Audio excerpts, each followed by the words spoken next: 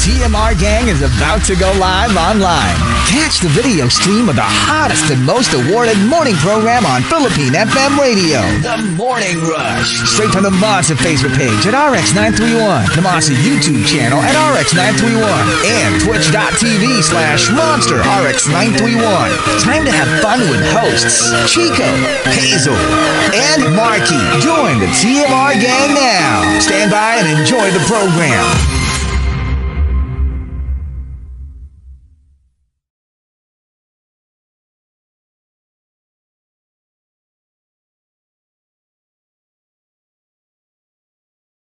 It's 93.1, time for the top 10 for today, and we are live on Facebook. Oh, yes, we are on Facebook.com/RX931. We're also on YouTube Live and Twitch TV. And before we get to the top 10, well, we wait for Chico to join us. Let's say good morning to some monsters locked in. Hello to everybody in the comment section.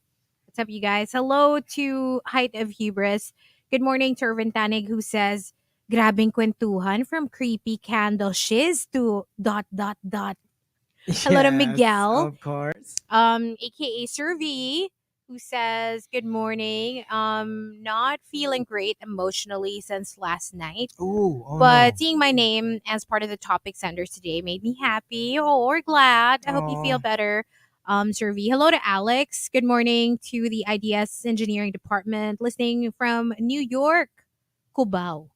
Oh, okay. Good morning to Gab. Also saying hi to Corex, who says, oh my God, the topic. Para kong tanga sa office na nagpipigil ng tao. Kaya mo yan. Yeah. Mag-CR ka muna para you can laugh. Hello to Chinito Ken. And Chinito Ken says, yan tayo eh. Naghahanap lagi ng ducks. Tapos pag nandyan na, aatras-atras. Tapos itutulak ka papalayo kasi... Hala. Okay. Oh, sana all. Hello to everybody on Twitter as well. Good morning to Pinky and to Francis SD Tamayo, to Mrs. G Chang Wook or Wook. Happy birthday to your baby, G Chang Wook. Oh, okay. Trending to siya your today. opa. Hindi ito chismis kasi birthday niya. Hello to Ronaldo Keenan. To everybody else, good morning. Good morning. All right, so we've got our top 10 for today. It's pretty packed in terms of our topic senders. So thank you to Kyle Yanes, Simply Nedge, Patrick Starlord, Rhythm 1975, J.R. Keita, Rudes Antonio, Survey, Your Cup of Tino, Genshin Impacto for the topic. Everybody and their mothers. Yes. Let's start off at number 10, coming from Maxim De Winter. History. Project funded by the local government.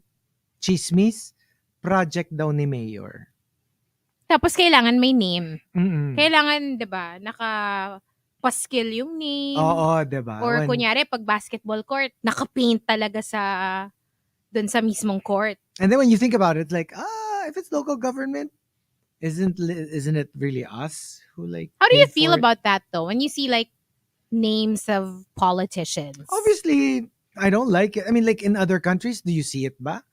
Diba? I don't Like think so. when kasi tayo pati yung mga kunyari like a waiting shed. May naka-paint pa Tapos rin. nakalagay congressman ganyan or wala. Like in other countries when you have like a waiting shed, it's just a waiting shed. If it's a bus stop, it's a bus stop. Gets? True. Parang it doesn't have to be like sino ba yung nagpa-install nito na politician. And unless you're using your own money as a private citizen to build whatever, parang that's like not literally your money. if donation siya, then I guess yeah, that's fine. That's fine, right? But other than that, or siguro pwede mo lagay project of ganyan. Yung kunyari you put up signs while you're constructing it. But after, But not the final product. I agree. I Diba? like that. Yes. Pwede yun na parang okay, look, I'm doing my job. You know, that's fine. Mm-hmm. Para lang at least you tell people na, look, you need infrastructure. Look at me. I'm doing it. I'm doing my job. But wag yung parang nakatattoo siya dun sa... Na forever, na kahit hindi mo na term, nandun pa yung nandun pangalan pa rin mo. yung pangalan mo, di ba? So, number 9, coming from Tampupu, history, maayos ang breakup namin at nanatili kaming magkaibigan.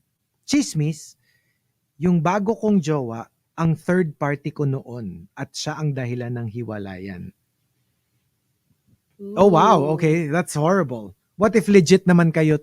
Naging Na kayo naging after kayo. na naghiwalay kayo ng ex mo. Pero alam mo yung parang people will always have something to say Yeah. about exes, especially when you find them in the same room. Yep. And then the current is also there. Speaking of, I don't know if you've seen photos of Sienna Miller's ex. Okay. They were both in Wimbledon, so they were watching tennis. It just so happened that si Sienna Miller was seated right below a guy she used to date and the guy's current girlfriend or date, I'm not sure. But may photos of them kissing right behind Sienna Miller. Sienna Miller. So in the photo, Sienna Miller's right below them and they're kissing like behind her. And this guy used to date Sienna Miller.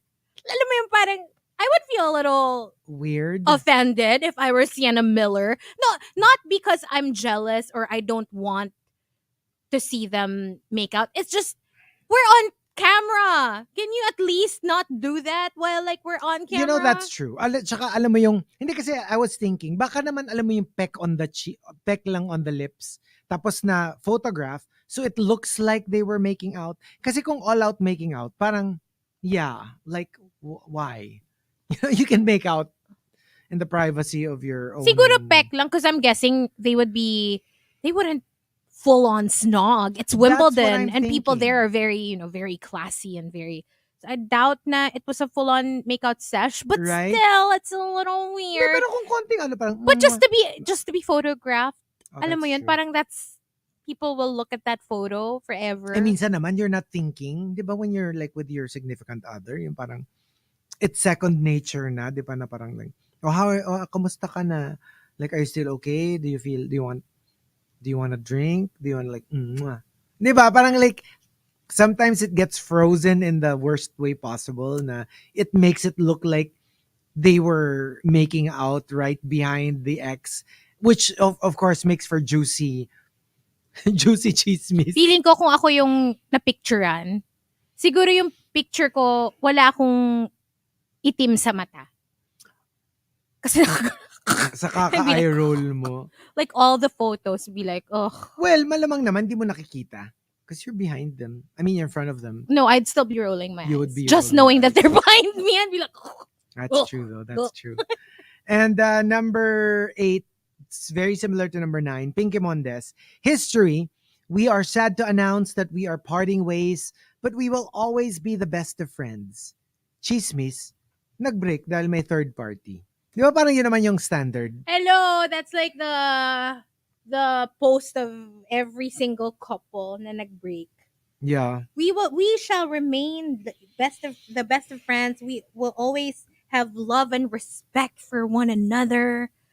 Blah blah blah. Well, sana lang, 'di ba? Like, well, unless ganun talaga yung nangyari, or just make it very antiseptic. Yung parang the decision was mutual, it was amicable, and we hope you respect our privacy. Di ba para na lang?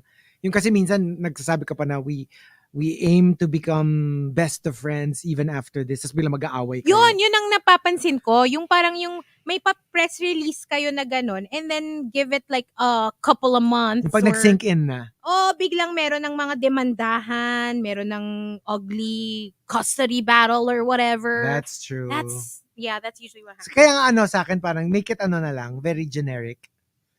I wonder kung when Brad Pitt and Angelina Jolie announced their split, I wonder what the statement was. Do you remember? Was it like, very we're formal. Gonna remain whatever? No. May ganun ba? Very formal siya. Very, yung alam mo yung not too dramatic. Parang it was very... Parang we have decided to end a relationship. Parang ganon. Parang ganon. We're going our own ways, blah, blah, blah, blah. So walang mga parang we'll always have love for... I don't remember the exact words. Because I do wonder, because that's a perfect example of when they broke up, like we had no idea that it was gonna get as ugly as it did, Mm-mm. Parang feeling ko gusto kong malaman kung ano yung statement. Oh, mali, Wait, let's Google it. Sige nga. Brad Pitt. Angelina breakup announcement. Split. Announcement. I'm sure it's like a Twitter post or an Instagram post. Parang sabi daw, for the health of the family. Oh, see, ako kasi I prefer that. Kasi wala na kayo mga professions of like being BFFs afterwards. Yeah. I don't like that whole plastikan, we'll always be in each other's lives, blah, blah, blah. Ito nga, ang dami pang anak together. Diba? So, yeah. Number 7 from 7070. History, The Morning Rush is an award-winning radio show. Chismis, isa itong kulto. Grabe naman yung kulto. Yung kulto may kinikita dun sa mga followers. Oh, dahil dyan, ito nga pala yung GCash number Ito na ba? namin. Oo. So, Pag if kayo you po, want, bawat hagik-gik na inyong naitatawa. kung gusto mo ng crystals, Ano ito po? yung crystal. 100 pesos po, bawat chuckle. 100. O sige, 50 pag chuckle. 100 pag guffaw. Guffaw! Nakakainis. Mga ganon tayo. Sige. Number 6 from Engineer Mox, History, nagko-commute na lang dahil ang mahal ng gas. Chismis, binenta ang kotse dahil baon sa utang. Ay. Alam mo yung literally, nagtitipid ka lang naman and you'd rather... Tsaka, ano yun parang it's always up to the owner what they want to do with their things. Yeah. Diba? Hello, Pero ako, I have a car. talagang- Sometimes I just take the Grab kasi Yeah, I know people. tinatamad ako mag-drive. Yun, either tinatamad mag-drive or feeling nila mas malaki yung gas kesa dun sa babayaran nila kung mag-commute Yeah, na lang. exactly. Diba? And also, number 5 from Yogon, History, si Rizal ang sumulat ng Noli Me Tangere. Chismis, bago ito, sinulat niya ang isang librong ang title ay Harry Potter na tinuloy lang ni J.K. Rowling. Grabe Tapos naman nung book review niya, inimbitahan niya yung kumpare niya na abogado niya. Diba? Diba? May ganong chismis. Meron. And number 4 from Tampupo, History, namatay si Elvis noong 1977. Chismis, pineke niya ang pagkamatay niya. Buhay pa siya hanggang ngayon. Bakit lahat ng big stars who pass away may ganyang chismis? Michael Jackson, Tupac. No, but him more than anyone. Elvis? I will have to say. Like, Michael Jackson kaya, more diba? than Michael. Like, sobrang legit yung dami ng Elvis sightings. Talaga? Oo. But then there are so many Elvis impersonators out there. So, Well, that too, pero ang dami talaga na parang, kasi nga 'di ba if you watch Elvis, yung nagkaroon na rin siya ng mga financial troubles later on. so baka may tinatakbuhan Yung parang siguro, dami rin niyang insurance or something. So people were thinking, maybe to escape all the financial woes, finake niya yung death Same niya. as Michael Jackson. Di ba yun din yung theory? Actually, Yung kay Tupac, no. actually, yung di ko masyadong ma-remember. Because growing up, naririnig ko yung parang, buhay pa si Tupac ganito, ganyan. May mga ganun. But then, I was too young. So I really never actually researched about it. Pero totoo, no? Ang dami kasing mga lookalikes. Whitney ba? Meron din bang I don't chismis? think so. That's super tragic kasi. Tsaka alam mo yun, like how can you fake that? Pati yung, di ba, even her daughter Oo nga, eventually. ended up with the yeah. same fate. So True. parang ang lungkot lang sobra ng story. And number 3 from the Jedi Master. History versus Chismis. Alam mo, Feast Day of Saints are their birthdays. Yun yung Chismis. When in fact, Feast Day of Saints, in general, not always, but in general, are usually their death anniversaries. Very Rizal Day. Kind of like for heroes, diba? Yeah. Diba? Number 2 from OD1 Kenobi. History, nag-aalaga yung mga shepherd sa mga tupa nila sa field nung in-announce ng angel na pinanganak na si Jesus. So, it also like logically means probably it wasn't winter. Chismis, pinanganak si Jesus ng December 25, which is smack in the middle of winter. Which is what we celebrate. Alam mo, I'm so super obsessed with the historical Jesus. So usually when documentaries come out, yung they try to trace the historical Jesus, not the Jesus in the Bible na it's presented in a very religious manner. Yung sino ba talaga si Jesus? Yung factual. Yung the one who walked the earth. And yun nga, they were saying he was born in the middle of the year more than towards the end of the year. Pag like the biblical scholars who actually tried to study the factual side of it, the life of the man, not just the one that is worshipped by Christians. I watch all of them because I'm fascinated. It is quite fascinating. Sobra siyang fascinating. Because yun nga, parang really, which one do you believe? Diba? At saka one, like, getting to know the historical Jesus does not necessarily mean that it will weaken your faith. Your faith, or what you believe in. Not necessarily. And at the top, History versus Chismis comes from Tony T. Tony T says, Chismis, I am the ever supportive friend. History, I am the ever supportive friend who pines for but cannot be with you. Aww. So, yeah. Parang to everyone, you're just the super bait, super supportive friend. But what they don't know is may HD ka may kasi. HD ka But, kasi. you know, a lot of people would prefer that na for people not to find out ever. Yeah. Mm-hmm. Because, you know, you just kind of want to put up a brave front na, hindi, I'm just being a supportive friend. Yeah. Ayaw mong malaman nila na you're dying inside because really you want to be with that friend. Right? You don't just, sabi nga ni Nina, I don't want to be your friend. Diba? Nox. Or Cyndi Lauper. Girls just want to have fun. Hindi siya original. I don't want to be your friend. It's just, girls want to have fun. Oh, grabe ka naman. True Colors? True Colors? Shibop, which is about female. What? You don't know?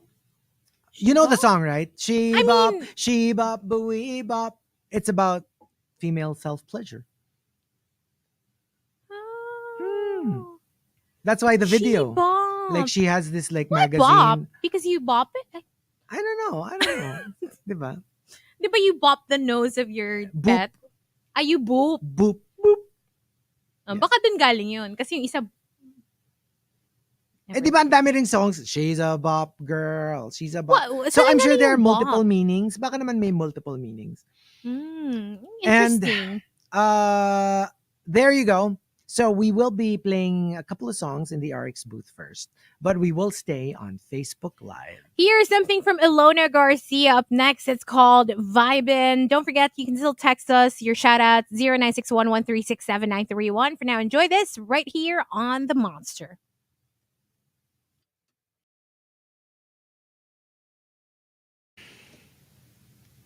Ayun pa. Bop. Bop, balum, bop. Anong balum-balum-bop? Balum-balum-balum. Balum-balum-bop. Sabi ni, Baby Whale, pwede ka naman palang mag-grab na lang eh. Di mag-grab hindi ka na nga, lang daw. hindi pa safe masyado. So, syempre mas alaga. So, sino ako nag-drive sa'yo kahapon? Siya. Gosh. Still, 'di ba? Syempre, alam mo, ginagawa ko rin to para sa kanya kasi para sa kinabukasan nyo to. Kasi mamimiss niya ako. So, hindi ba mas maganda na bakit kanya ida-drive mo ko para kasama mo kasi ko. Aalis ka sa trabaho, ganun. Oo, 'di ba? Pwede ka naman yung hindi ma-miss. Pwede namang busy siya. Yan ang chismis eh. Yan ang chismis. Hindi pwede namang history yan. Alam mo yun? Pwede namang I don't know. Have some fun, ganun, 'di ba? Without you. Hindi ba pwede 'yun? Parang may puot yung without you. May puot eh. Wala, may puot. Walang puot. Support, nga ako eh. Supportive. I'm like, I'm rooting for you. Woo! Woo! Ganun talaga, no? Couple goals! Woo! Napaka, woo! Yay! Ay, nako. Grabe kayo. Totoo kaya akong supportive.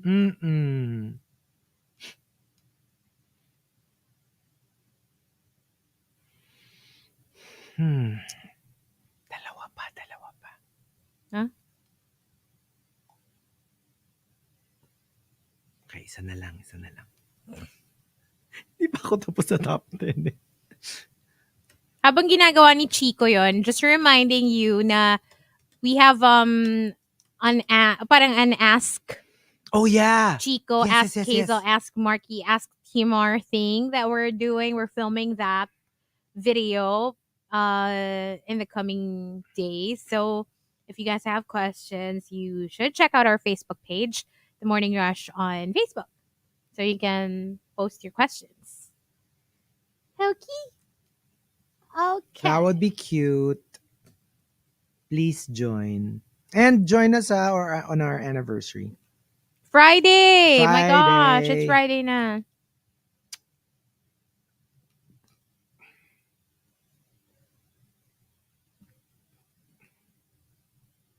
Sabi ni Adrian, check the photos. Sienna Miller and her current boyfriend were in the front seat.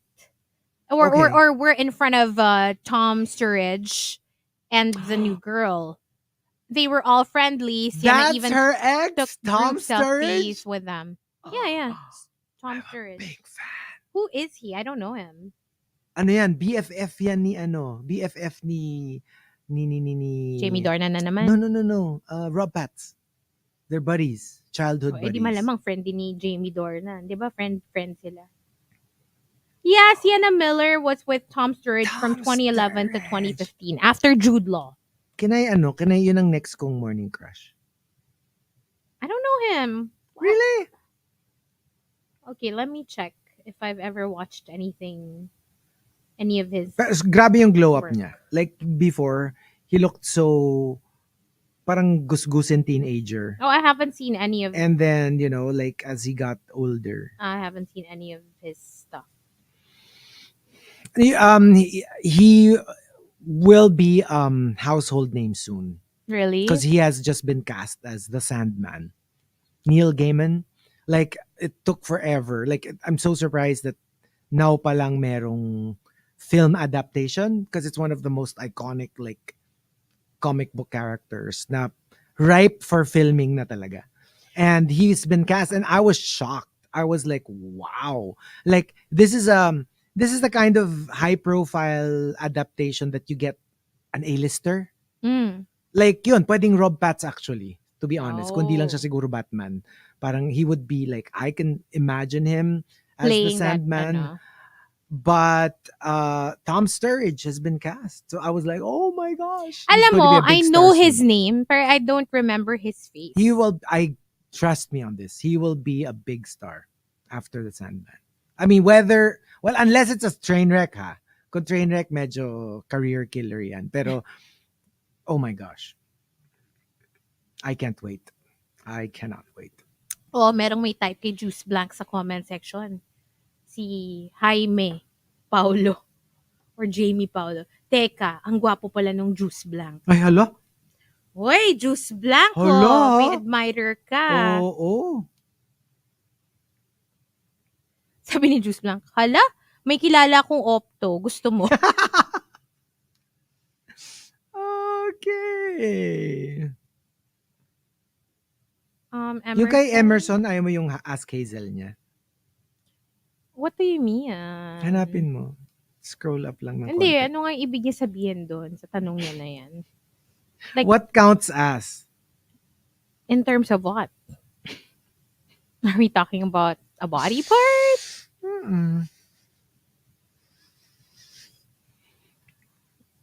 I don't know. Grabe, I'm so shocked. Si Tom Sturridge pala yun. Si Sienna Miller from Jude Law to Tom Sturridge. Ay, sorry, series pala, not movie, series. Thank you to Miguel and Adrian. Yung The Sandman. Si Dream. Oh. Kasi he has this, kasi dapat yung you have to have this like ethereal quality to you. Mm-hmm. Yung para kang, medyo not of this plane.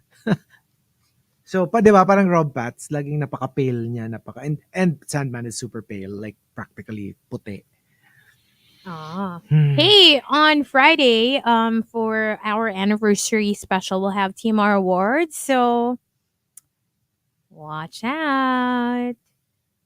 I wonder who will win those awards. I know, right?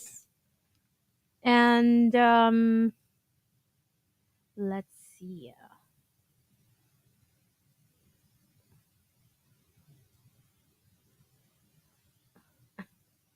Natatawa na ako kay Jamie tsaka kay Juice Blanc. Get a room. Ay. Get a room. Ay, nako. Emerson says, yung size daw ng paa. Okay. You know what? I have no idea. I don't even know, like, my ex's shoe sizes. Like, hindi ko alam. Oh, really? Yeah. That's weird.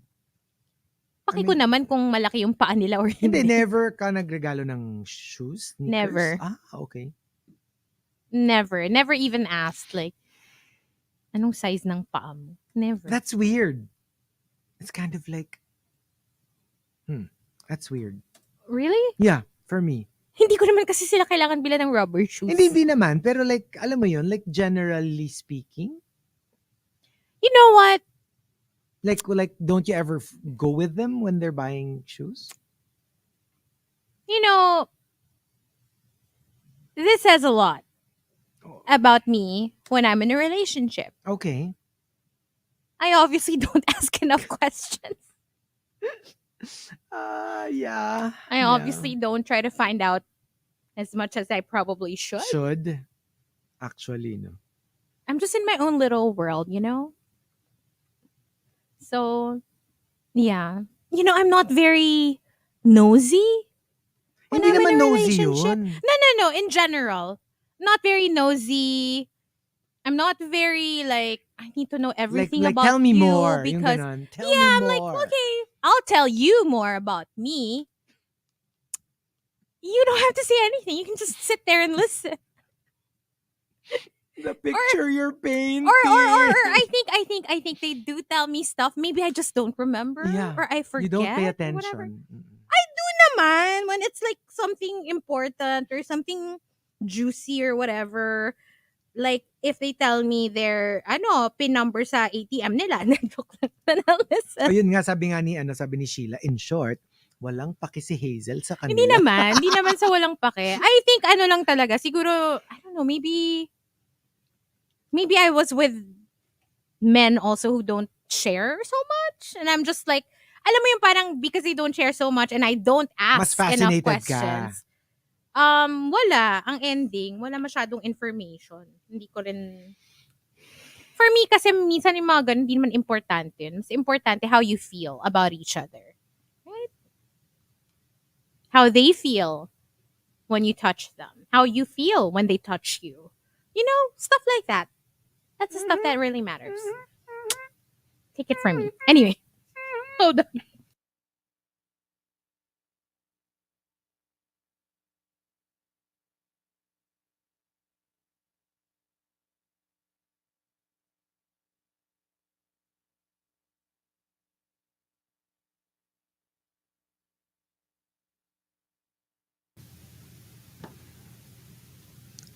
Monster RX93.1.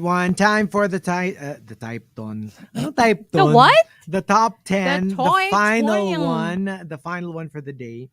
Let's start off at number 10. Oh, let's start off by thanking our topic senders. Kyle Yanes, Simply Nedge, Patrick Starlord, Rhythm 1975, JR Keita, Rudes Antonio, Sir V, Your Cup of Tino, Genshin Impacto for the topic. So, let's start off at number 10 from Underburner. History versus Chismis. History secretly married first to him. Chismis, mistress siya. Kabit is kabit siya. Alam mo, hindi nila alam that you're actually married?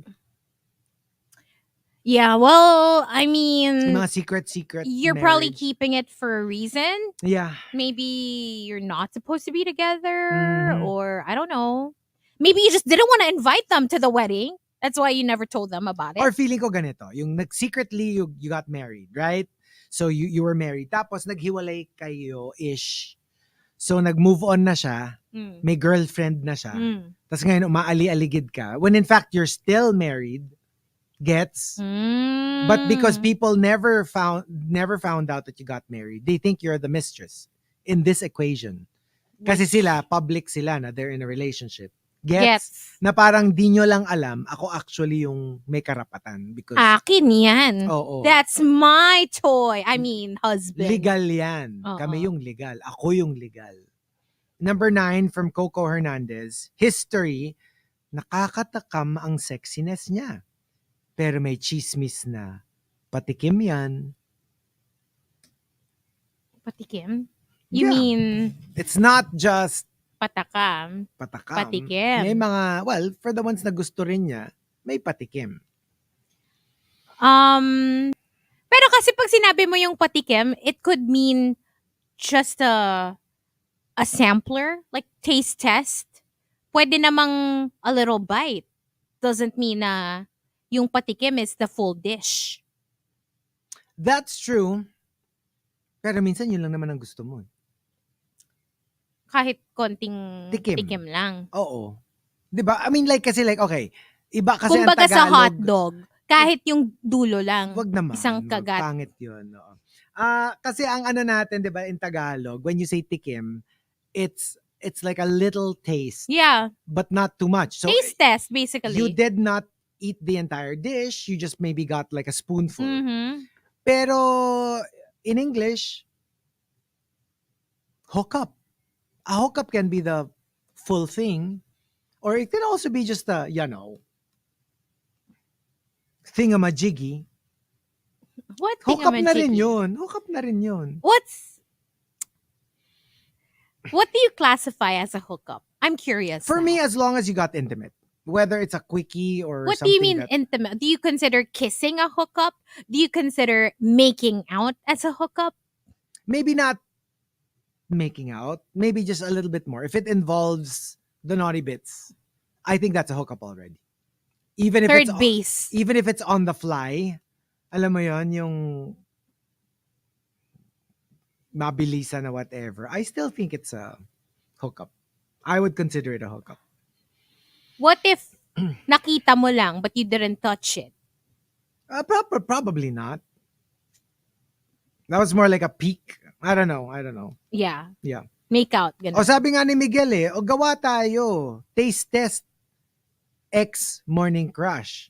Segment. Dapat, yung morning crush mo, medyo kilala para pwedeng ma-invite sa booth for taste test, diba? Paano yun? Oo nga, makikitikim din sila. Sasali sila, pag mayroon tayong mga tinitaste. Kunyari, biglang meron tayong ensaymada, gano'n. Magsusubuan, gano'n, diba? Oh. Okay, and Na-excite ka doon.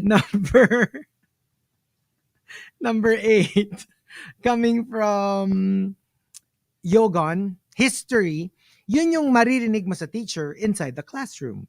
Chismis, yun yung maririnig mo sa mga teachers mo outside of the classroom, lalo na pag lunch break. Sa faculty room. Oh my God. And then sometimes you hear them talking about like students. You know what's so weird? I remember back in high school, grade school, the very few times that I had to go inside the faculty room, yung kunyari may pinapaabot yung teacher mo dun sa isang teacher or utusan ka ng teacher mo na or may isasubmit ka na nahuli pakilagay ito ka sa table ko or something or ganyan. Parang it was such a forbidden magical place. Yeah, because you're not allowed. You're not supposed to be there. Tapos you like, when you think about it, now it's like, hello, it's the room for teachers. Pero it seemed like such a mystical, magical, powerful place. I know. It was so weird. And you kind of want to come up with every excuse so you can go back there. As aircon. And like, get the vibes again. Alam mo, when I was in school, tapos yung may mga crush ako na teacher, feeling ko sobrang pinagchichismisan ako. Kasi like, all the teachers know, like, kung sino yung crush ko na teacher, kung sino yung parang, ganon. And then like, hello, bigla na lang may kakausapin ka nung advisor mo na parang, baka naman puro kasi ganyan. Hindi baka mamaya, you don't focus on your studies anymore and your academics, ganyan-ganyan. And I'm like, Ano niya nalaman? Actually, sabi nga ni Luis, medyo parang an honor, no? Pag nautusan ka papuntang faculty. Like you're trusted. And somebody was saying, Miguel was saying, as a teacher, of course we talk about students. Kami nga topic ng mga students eh. So, ganti-gantihan lang yan. Alam mo, Jamie, my friend Jamie, says, iba naman ang reason mo kaya gusto mo pumunta ng faculty. Totoo naman. Tsaka gusto ko yung kompleto eh. Hazel May Aguilon. Totoo naman. Usually, gusto ko lang magpapansin doon sa teacher na crush ko or whatever, right? But anyway, yun nga, pinagchichismisan nila kasi alam nila lahat kung sino yung crush, kung sino yung, alam mo yun, nililigawan mo or something. Hindi, saka yung parang, itong si Aguilon, may crush kay ano yan eh. Ganyan. Tsaka alam mo yung parang alam nila na, kasi from, minsan, last year, iba yung crush ko. Next diba? year, iba na ulit yung crush ko na teacher. So, updated sila. Siguro alam nila na, nakikita na nila yung future ko, na parang itong mga type nito. Lolita to. Number 7 from Joy Agustin. I have heard of this even like way back in college. History, nagpunta si Rizal sa Germany. And remember the chismis / conspiracy theory na anak daw niya si Hitler. Tapos pag kinompute mo daw kasi yung edad kung kailan pinanganak si Hitler, pag kinompute mo yung 9 months before that, nasa Germany si Rizal at that time and blah blah blah blah blah. Oh my God, like it's convoluted. And it was like parang you're pushing it. It's a little too wild. Alam mo, at some point, nagiging parang mythical creature na si Jose Rizal with all the stuff that people come up with. It's ridiculous. It's getting crazier and crazier. And at number 6 from Emo Fats, History, nakabili ng bagong lupa at nakapagpatayo ng bagong bahay, Chismis, may multo raw kasi sa bahay, kaya lumipat. Well, I would. Kung may mumo, ililipat ka. Like if I could afford it, obviously if I can't, then no choice. Pero if I can afford it, I'm out of there. Pag nanonood din ako ng mga scary movies na ganun, yung parang I always wonder, ba't hindi na lang umalis? Like immediately. If you feel like, diba, there's like an evil presence in your home, jeez, move. Kaya, no matter what happens, dapat ready ka na kahit papaano yung may panglipat ka ng bahay if ever mangyari yun. Totoo. Save up enough for like 2 months deposit, 1 month advance. Para kung may mumo, makakatakas ka. Diba? Sabi ni Kaloy, another technique daw, uutusan ka nila kasi ikaw yung topic nila sa chismis nila. So, after mo pag-alis mo, sasabihin ng mga teachers, nakita mo yung estudyante ko kanina na naglagay sa table ko ng papeles, yun yung alaga ng principal. Ooh, may mga ganon shady. sila. Ay, grabe. Grabe na sina ma'am, tsaka sina sir. I can't. And number 5 from Engineer Mox, Chismis, I saw your cryptic post. I miss you too. History, ay hindi pala para sa akin yung post. Akala mo ikaw yung namimiss niya. Alam mo, sobrang cringy talaga when I see my Facebook memories. Every day I get reminded of a time in my life when I was missing someone and I would constantly post about it. It's so embarrassing. It's like, sobrang, tapos alam mo yung, hindi lang kasi siya a way for me to express my feelings, kaya ako siya pinopost.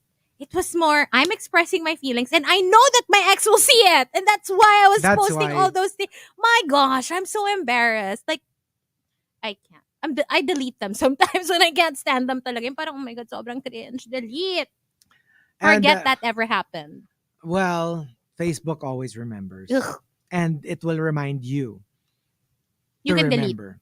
Number 4 from Cloud Archer. Sa Facebook page ng Homeowners Association, History, selling items, reason for selling, moving out, chismis, di ba sila yung nagsisigawan ng isang araw? Maghihiwalay na yata. Ooh. Have you ever been super curious about what goes on in your neighbor's home? No, honestly. Or kahit yung sa condo, ganon?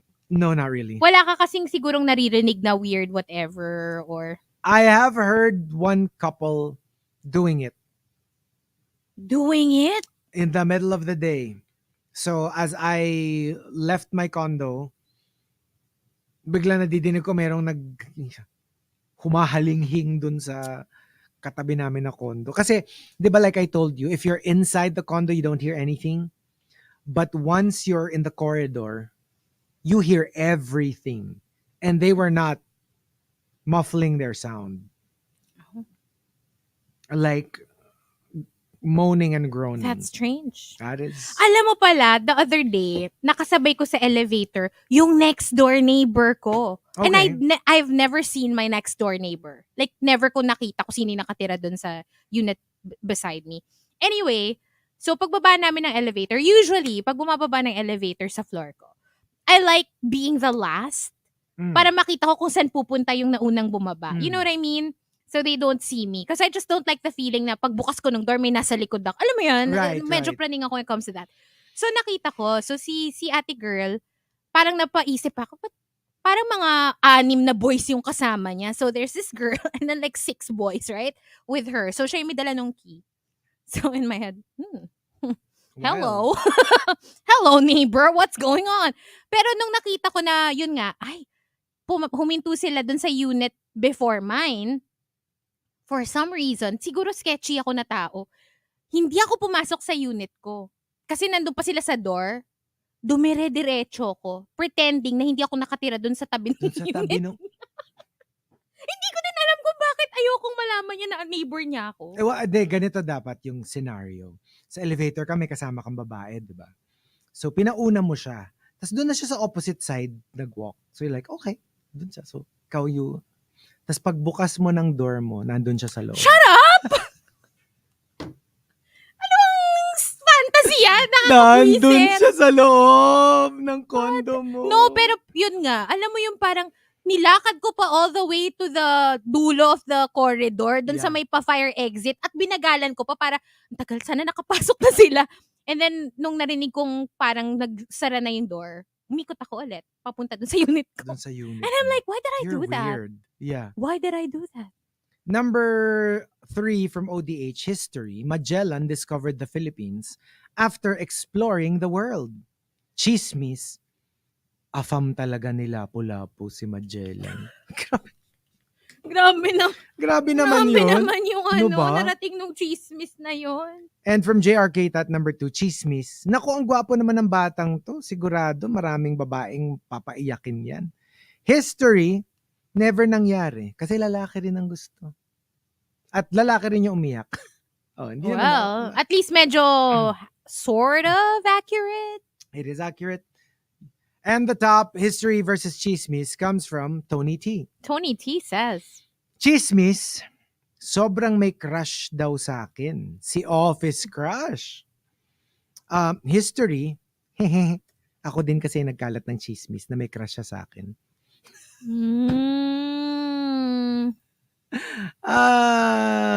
Yeah. It's a technique.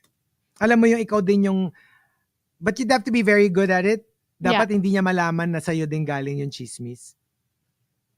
Kasi pag na-trace nila, naka-cringe. Yeah, diba? exactly. Extra cringe. So what about us? History versus chismis.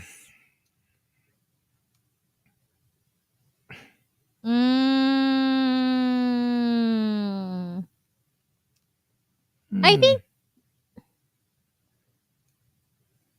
maybe chismis would be... I have to tread carefully. Hold on. Let's hear it. Let me reconsider my answer. No, go.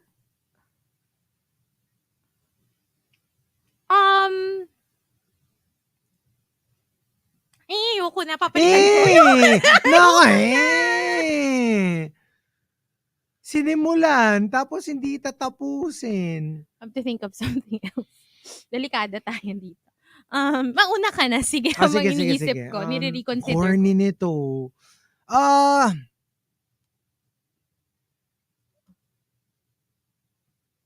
Ano ba?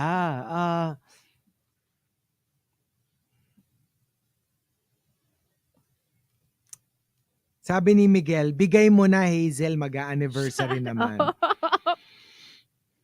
sige, history. Maybe history was like, you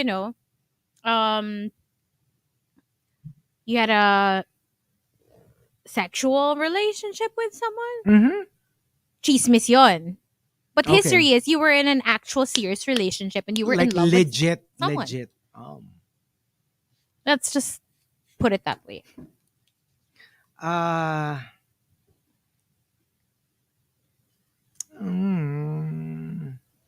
Ako siguro yun, sige, kwento ko na lang. I like telling this story because it's really so funny for me. Early days as a DJ. As in landline days. Wala pang pager, wala pang whatever.